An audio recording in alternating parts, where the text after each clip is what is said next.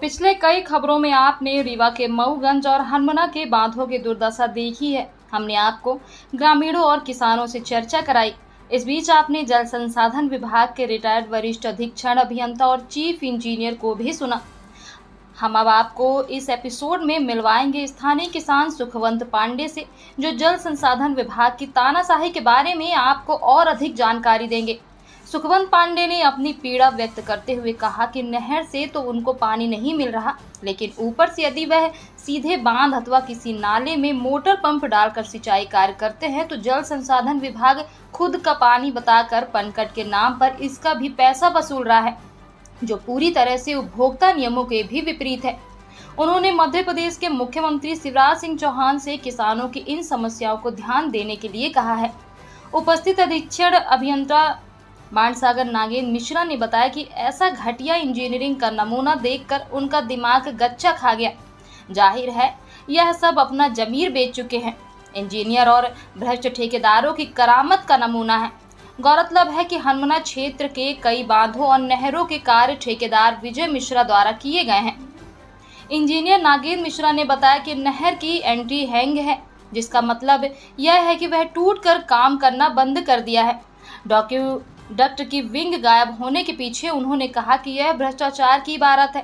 उन्होंने बताया कि जो घटना सुपर पैसेज में देखने को मिली, जहां नाला और नहर के आपस में टकराव की वजह से नहर डैमेज हुई है, वहीं यहां डॉक्यूएक्ट के ऊपर से जाते नाले में भी देखा गया। अधीक्षण यंत्री ने बताया कि स्लूज के चलते दिक्कत हुई है, जिसमें नहर के बेड लेवल और इन्वर्ट लेवल क्या है, यह जांच का विषय है। जब तक जांच नहीं होती और इन भ्रष्टाचारियों पर कार्रवाई नहीं होती, तब तक किसानों की आय दुगनी तो दूर, यदि उनकी मूल लागत भी मिल जाए तो बड़ी बात होगी। पूरे निरीक्षण के दौरान देखा गया कि जूड़ा टटिहरा बांध के पानी निकासी के लिए बनाए गए स्लूज से प्रारंभ होकर लगभग 1 किलोमीटर के भीतर ही नहर टूट गई है। नहर और नाले के बीच सुपर पैसेज और नाले के बीच में टकराव होने से और गुणवत्ता युक्त कार्य न होने से और रास्ता न बनाए जाने के कारण नहर जगह जगह टूटी है। कई स्थानों पर नहर का लेवल मेंटेन नहीं हुआ, जिससे पानी नीचे से ऊपर की ओर भेजा जा रहा है, जो फेल इंजीनियरिंग का नमूना है। इसी प्रकार नहरों के बीच फंसी हुई चट्टान को भी नहीं तोड़ा गया। ऐसे ही नहर के बीच मिट्टी का ढेर भी पानी निकासी में बाधा उत्पन्न किया।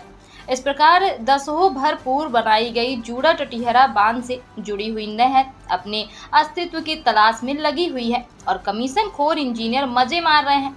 अब तक पूरे सीरीज और एपिसोड से एक बात तो स्पष्ट हो गई कि जल संसाधन विभाग को जो भ्रष्टाचार का गढ़ कहा जाता है, वह बिल्कुल गलत नहीं है। अब आइए आपको बांध और नहर से जुड़े कुछ और वीडियो दिखाते हैं और सुनाते हैं विशेषज्ञ इंजीनियर इसके विषय में क्या कह रहे हैं और जूड़ा टटिहरा बांध के आसपास के किसानों का क्या कहना है। क्या शुभ नाम है आपका? सुखवंत पांडे। सुखवंत पांडे जी किस गांव के निवासी हैं? टटिहरा। टटीरा गांव। ये आपका जूड़ा यहाँ पर बांध है, हमने ये देखा जूड़ा बांध हनुमाना तहसील में, वहाँ से जो ये नहर आ रही है, ये बताया जा रहा है कि नहर का पानी नहीं आता, फिर भी आपसे वसूली पानी की कैसे की जा रही है? जी सर, वसूली की जाती है। हम लोग मोटर लगा के जूड़ा से सींचते हैं, कहते हैं मेरे डैम का पानी है और पनकट के नाम पे वसूली करते हैं।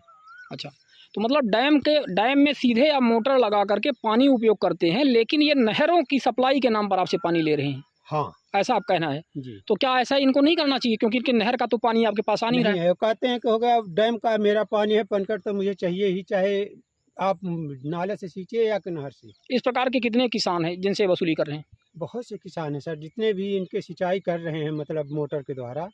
कुछ डैम में लगा के सींचते हैं, हम तो डैम में नहीं लगाते, नाला में लगाते हैं, पर आता डैम का ही पानी है। मतलब नहर का पानी आपको नहीं मिल पा रहा है, आप किसी तरह से नाले में मोटर लगा करके पानी निकाल रहे हैं, पर ये वसूली आपसे नहर का कर रहे हैं जी। इस विषय में जो आसपास के किसान हैं और जो सरपंच वगैरह और गांव के गणमान्य नागरिक, इसका विरोध किए कभी? जल संसाधन विभाग को कभी बोले कि हम चाहे तो पनकट बंद कर दें, मोटर से भी सींचो या बोर कराओ, उसका भी हम पनकट ले लेंगे आपसे। अच्छा, यही बताते हैं। उसका भी ले लेंगे? हाँ। मतलब एक तरह से तानाशाही है, हिटलर शाही है जी। अच्छा, देखिए अभी पिछले कुछ समय से आपने देखा कि कैसे मऊगंज और हनुमना क्षेत्र में हमने कुछ बांधों का निरीक्षण किया, जिसमें से एक बेलहा बांध था, दूसरा एक जूड़ा बांध था। बेलहा बांध मऊगंज में आता है और जूड़ा जो बांध है वो जूड़ा टटिहरा जो कोल्हा ग्राम है वहाँ पर हनुमना क्षेत्र में आता है।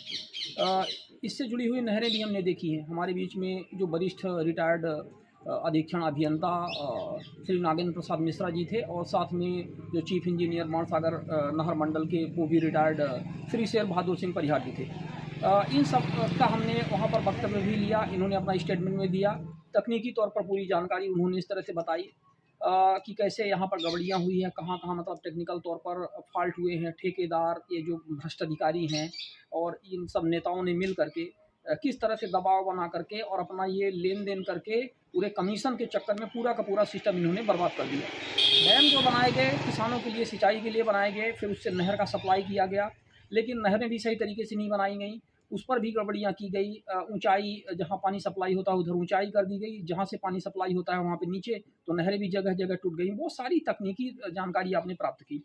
अब इसको इस एपिसोड में, जो हमारा लास्ट एपिसोड है, इसको हम यहाँ पर विराम देंगे और फिर उसके बाद नए सिरे से हम विजिट करेंगे कुछ और बांधों और क्षेत्रों में। इन्हीं वरिष्ठ इंजीनियर और अन्य वरिष्ठ इंजीनियरों के साथ में हम प्रयास करेंगे और आपको ये पूरी ग्राउंड लेवल की जो रियलिटी है हम आपको बताएंगे। एक गंभीर संवेदनशील मुद्दा है पानी का मुद्दा। आप जानते हैं कि पानी के लिए सरकार पानी जैसा पैसा बहा रही है। हमारे टैक्स का पैसा है, आपके टैक्स का पैसा है।